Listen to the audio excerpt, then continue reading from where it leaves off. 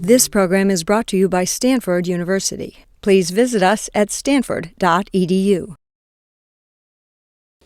It now gives me great pleasure to introduce this year's commencement speaker, Dana Gioia, award-winning poet, literary critic, chairman of the National Endowment for the Arts, and a two-time Stanford alumnus. From the earliest days of its founding, Stanford University has sought to educate its students so that they might become cultured and useful citizens. Today's speaker has exemplified that. Hailed by Business Week as the man who saved the National Endowment for the Arts, Dana Gioia is a man of many accomplishments. Businessman, teacher, translator, and most recently, the first poet and the first Californian named to head the National Endowment for the Arts. Dana Gioia grew up in a working-class neighborhood in Hawthorne, California, surrounded by books, music, and family. His father was Italian-American, his mother Mexican and Native American. The word Gioia is Italian for joy, and Dana found his joy as a boy in literature, in the poetry his mother recited to him, and a collection of books left to him by his uncle.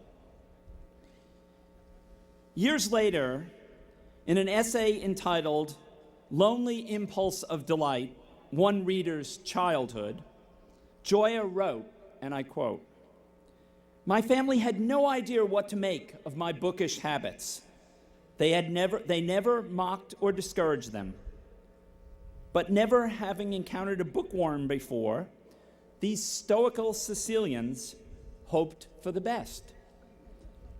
Italians admire any highly developed special skill: carpentry, cooking, gardening, singing, even reading. The best skills helped one make a living. The others helped one enjoy living." End quote. When Dana Gioia arrived at Stanford as a freshman in 1969, he was the first member of his family to attend college. While at Stanford, he served as editor-in-chief of Sequoia, the Stanford student-run literary journal. After earning his BA from Stanford,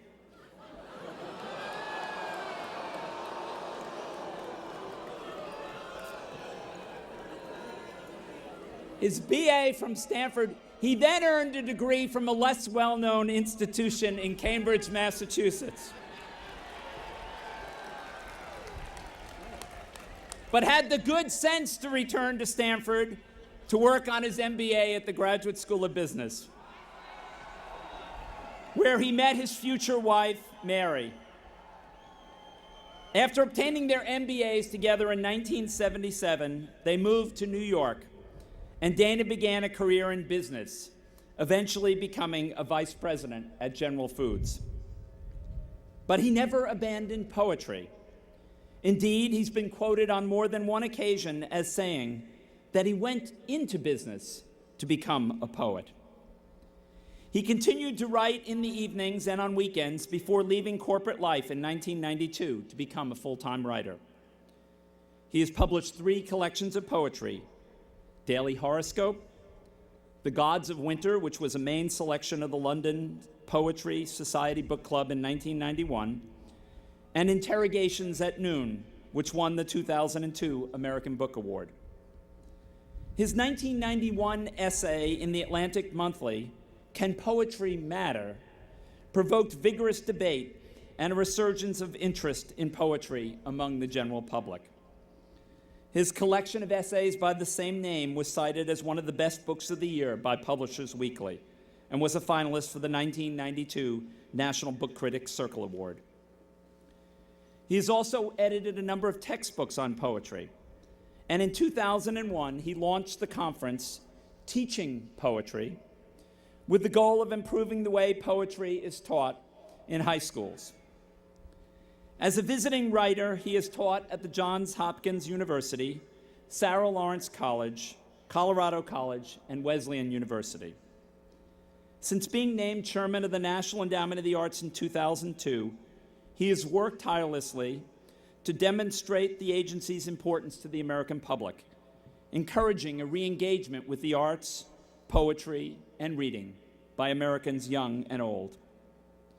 Throughout his life and career, Dana Gioia has demonstrated a thirst for knowledge, a willingness to take risks, and an unshakable belief that, and I quote, "the arts are not a luxury." We are privileged to have him here today. Please join me in warmly welcoming one of Stanford's own, Dana Gioia.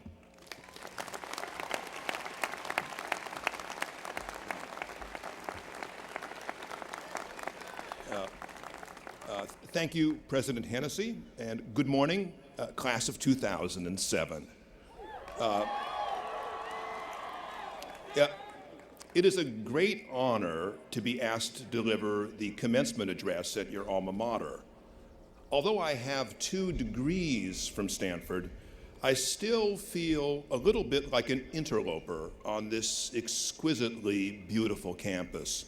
A person never really escapes his or her childhood. At heart, I'm still a working class kid from LA, half Italian, half Mexican, or more precisely, a kid from Hawthorne, a city that this audience knows only as the setting of Quentin Tarantino's Pulp Fiction and Jackie Brown. 2 films that capture the ineffable charm of my hometown. Today is Father's Day, so I hope you will indulge me for beginning on a personal note. I am the first person in my family ever to attend college. And I owe my education to my father, who sacrificed nearly everything to give his 4 children the best education possible. My dad had a fairly hard life. He never spoke English till he went to school. He barely survived a plane crash in World War II. He worked hard but never had much success except with his family. When I was about 12, my dad told me that he hoped I would go to Stanford, a place I had never heard of. For him, Stanford represented every success he had missed in his life but wanted for his children. He would be proud of me today, no matter how dull my speech. On the other hand, I may be fortunate that my mother isn't here. It isn't Mother's Day, so I can be honest. I loved her dearly, but she could be a challenge. For example, when she learned I had been nominated to be the chairman of the National Endowment for the Arts, she phoned and said, "Don't think this impresses me." I know there was a bit of controversy when my name was announced as graduation speaker. A few students were especially concerned that I lacked celebrity status. It seemed I wasn't famous enough. I couldn't agree more.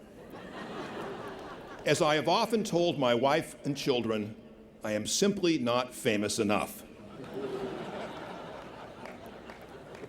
And that, in a more general and less personal sense, is the subject I want to address today.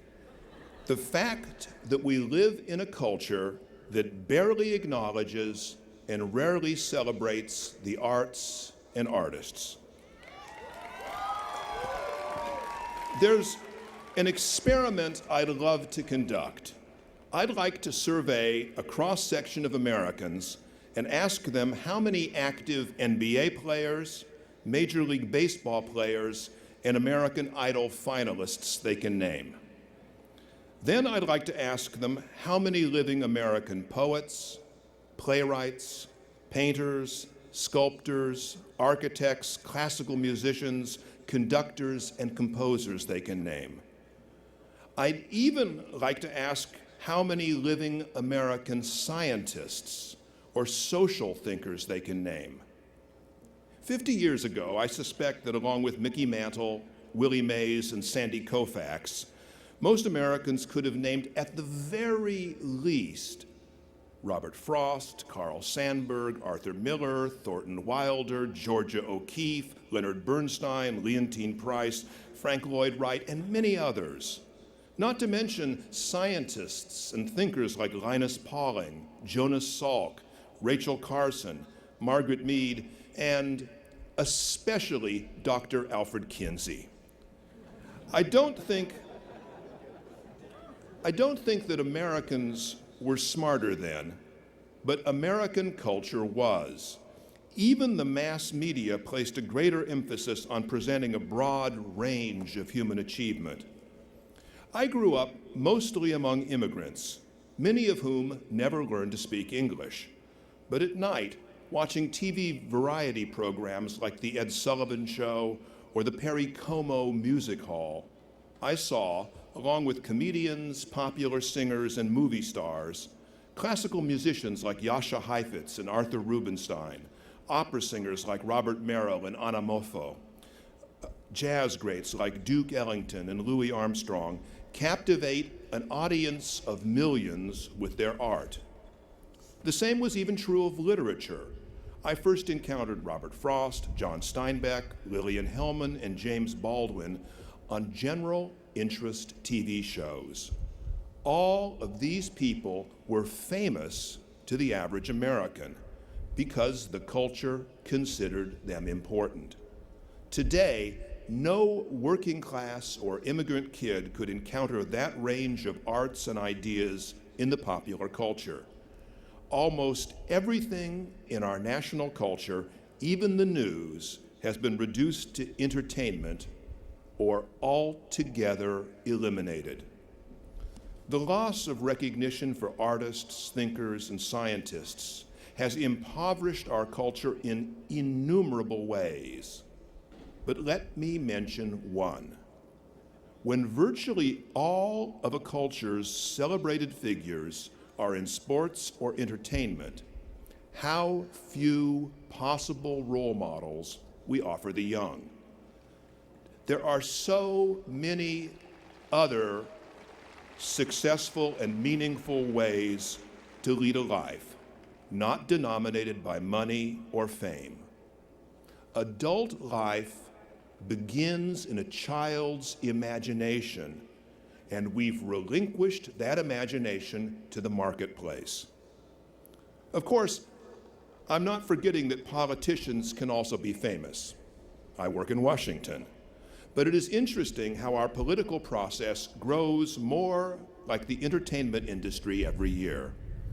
When a successful guest appearance on the Colbert Report becomes more important than passing legislation, democracy gets scary.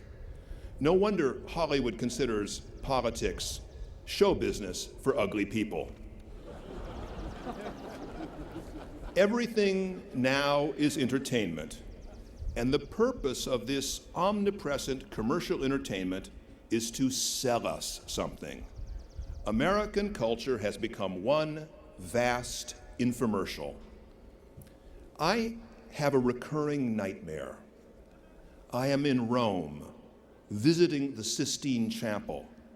I look up at Michelangelo's incomparable fresco of the creation of man. I see God stretching out his arm to touch the reclining Adam's finger. And then I notice in the other hand, Adam is holding a Diet Pepsi. When was the last time you saw a featured guest on David Letterman or Jay Leno who isn't trying to sell you something? A new movie, a new TV show, a new book, or a new vote. Don't get me wrong, I love entertainment, and I love the free market. I have a Stanford MBA, I spent 15 years in the food industry.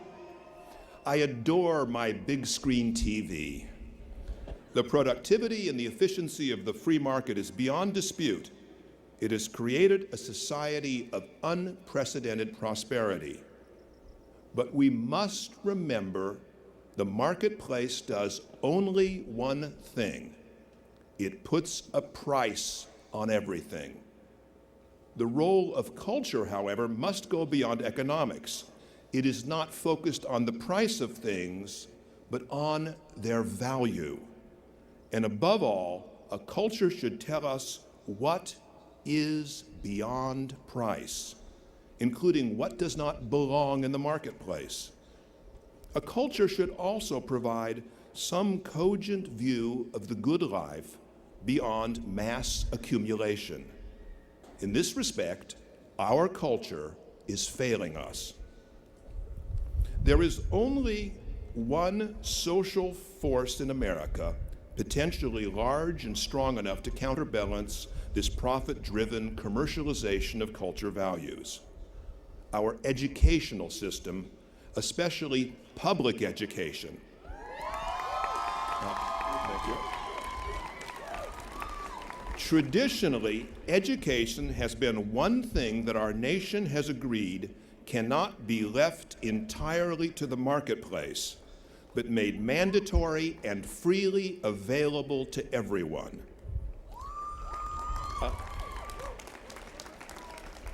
At 56, I am just old enough to remember a time when every public high school in this country had a music program with choir and band, usually a jazz band too, and sometimes even orchestra.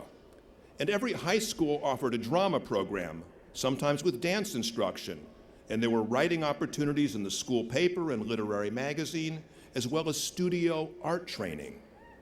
I am sorry to say that these programs are no longer widely available to a new generation of Americans.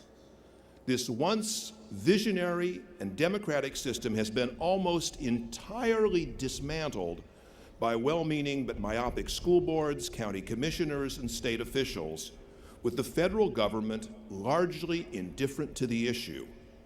Art became an expendable luxury, and 50 million students have paid the price. Today, a child's access to arts education is largely a function of his or her parents' income. In a time of social progress and economic prosperity, why have we experienced this colossal cultural and political decline? There are several reasons, but I must risk offending many friends and colleagues by saying that surely artists and intellectuals are partly to blame. Most American artists, intellectuals, and academics have lost their ability to converse with the rest of society. We have become wonderfully expert in talking to each other, but we have become almost invisible and inaudible in the general culture. This mutual estrangement has had enormous cultural, social, and political consequences. America needs its artists and intellectuals, and they need to reestablish their rightful place in the general culture. If we could reopen the conversation between our best minds and the broader public, the results would not only transform society, but also artistic and intellectual life. There is no better place to start this rapprochement than in arts education. How do we explain the benefits of this civic investment when the public has been convinced that the purpose of arts education is mostly to produce more artists? Hardly a compelling argument to either the average taxpayer or financially strapped school board. We need to create a new national consensus. The purpose of arts education is not to produce more artists, although that is a byproduct. The real purpose of arts education is to create complete human beings capable of leading successful and productive lives in a free society. Thank you.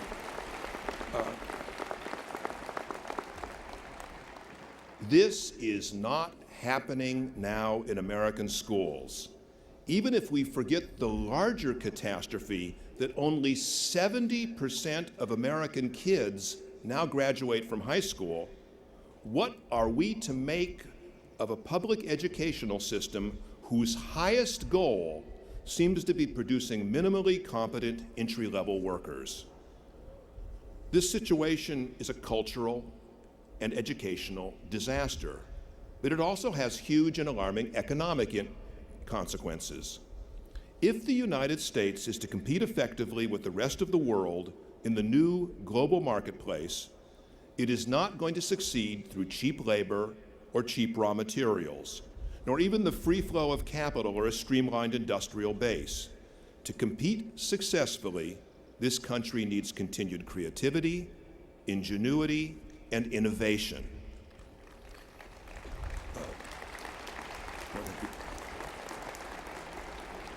It is hard to see those qualities thriving in a nation whose educational system ranks at the bottom of the developed world and has mostly eliminated the arts from the curriculum. I have seen firsthand the enormous transformative power of the arts in the lives of individuals, in communities, and even society at large. Marcus Aurelius believed that the course of wisdom consisted of learning to trade easy pleasures for more complex and challenging ones. I worry about a culture that bit by bit trades off the challenging pleasures of the arts for the easy comforts of commercial entertainment. And that is exactly what is happening. Entertainment promises us predictable pleasures, humor, thrills, emotional titillation, and even the odd delight of being vicariously terrified. It exploits and manipulates who we are rather than challenges us with a vision of who we might become. A child who spends a month mastering Halo or NBA Live on Xbox has not been awakened and transformed the way a child would be spending that month rehearsing a play or learning to draw. If you don't believe me, you should read the statistical studies that are now coming out about American civic participation. Our country is dividing into two distinct behavioral groups. One group spends most of its free time sitting at home as passive consumers of electronic entertainment. Even family communication is breaking down as members increasingly spend their time alone, staring at their individual screens. The other group also uses and enjoys the new technology, but these individuals balance it with a broader range of activities. They go out to exercise, play sports, volunteer, and do charity work at about 3 times the level of the first group. By every measure, they are vastly more active and socially engaged. What is the difference that defines the passive from the active citizens? Curiously, it isn't income, geography, or even education. It depends on whether or not they read for pleasure or participate in the arts. These cultural activities seem to awaken a heightened sense of individual awareness and social responsibility. Why do these issues matter to you? This is the culture you are about to enter. For the last few years, you have had the privilege of being at one of the world's greatest universities, not only studying, but being a part of a community that takes the arts and ideas seriously. Even if you spent most of your free time watching Grey's Anatomy, playing Guitar Hero, or Facebooking your friends, those important endeavors were balanced by courses and conversations about literature, politics, technology, and ideas. Distinguished graduates, your support system is about to end, and you now face the choice of whether you want to be a passive consumer or an active citizen. Do you want to watch the world on a screen or live in it so meaningfully that you change it. That is no easy task, so don't forget what the arts provide.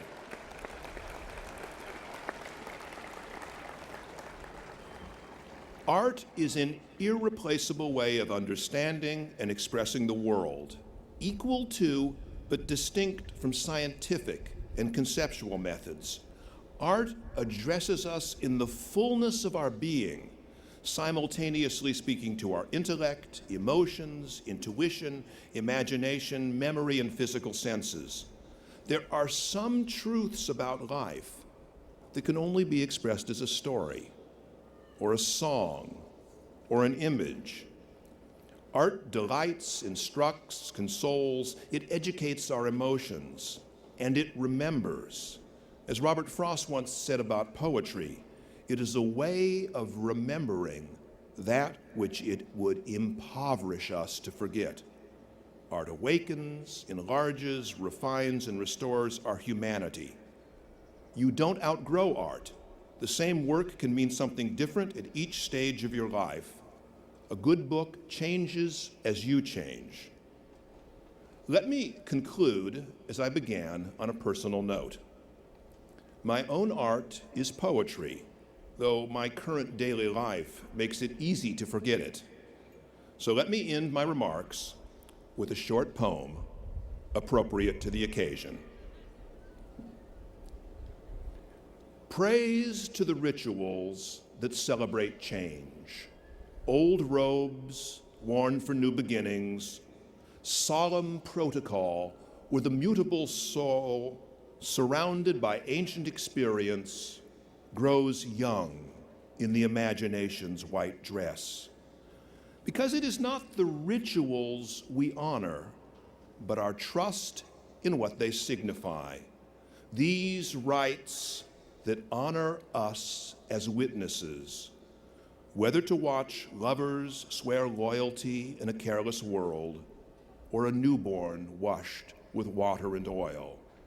So praise to innocence, impulsive and evergreen, and let the old be touched by youth's wayward astonishment at learning something new, and dream of a future so fitting and so just that our desire will bring it into being. Congratulations to the class of 2007.